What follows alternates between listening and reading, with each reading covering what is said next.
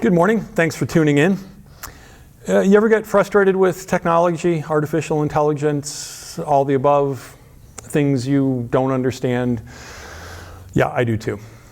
I think you guys know that about me. So with texting, I text a lot. I text more than the average person does. I think I have some texts that are like War and Peace. And when I do it, I do a lot of voice to text, and sometimes I do it with my thumb. But one of the things that I find really frustrating is no matter how long I have the phone, and if you know how to make my phone do this properly, please, email me, text me, let me know how to do it, and it'll stop the frustration. But for instance, when I say the name Lori, it'll come up either L-O-R-I or L-A-U-R-I-E, and there are times I need to use either name. And it will usually then be underlined, meaning you can switch it from one to the other, that's really clever. However, the L-O-R-I is capitalized as it ought to be. The L-A-U-R-I-E is not. And then I have to go back, and I don't have to, but it's important to me that I capitalize it. If I go voice to text, but sometimes there's reasons not to, and I say my wife's name, it capitalizes it.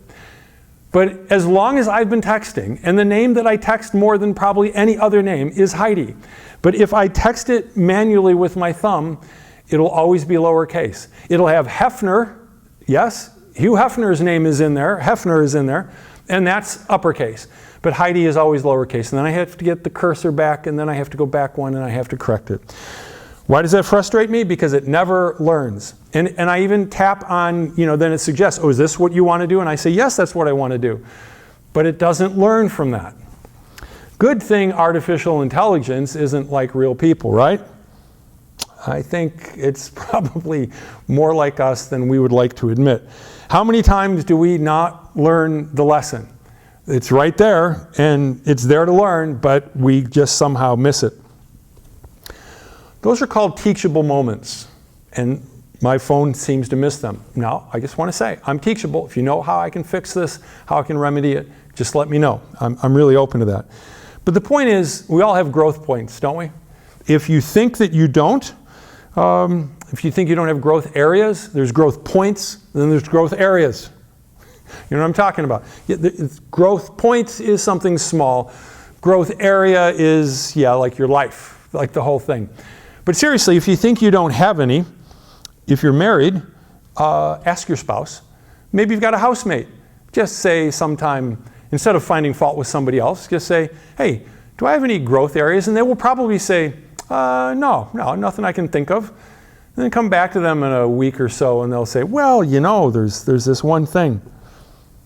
So what I would suggest to you, and it's been kind of a theme throughout the whole pandemic and everything being so different in 2020, is if you know you have a growth area, because we have blind spots, and that's why sometimes we need to ask other people. How some blind spots are the size of, Montana, I have no idea, but we're all capable of it. So what I would suggest is that you pick one. And you just say, I'm going to work on this. This is a growth area. Because it's not only a growth area for you, it could be a really growth area for other people, or it might help you to work together with other people. I love what the Apostle Paul says in the book that he writes to the church in Ephesus. He says, we will speak the truth in love. And it's so important. If you're going to be honest with people, do it with love. I mean, sometimes when people are really honest with us, they've got tears in their eyes because they love us. So we speak the truth in love, growing in every way more and more like Christ. That's the goal, is that day by day we become more like Jesus. We focus on Him, we become like Him, who is the head of the body, the church. So Jesus is the head, we're just part of the body. But He makes the whole body fit together perfectly. And each part does its own special work. It helps the other parts grow so that the whole body is healthy and growing and full of love. So sometimes you might think, well, I don't need to grow this way. But when you do, it helps somebody else in the body to fit in. And it helps us to fit in better. Let's grow up into the full maturity of being like Jesus. Let's tackle a growth point or a growth area.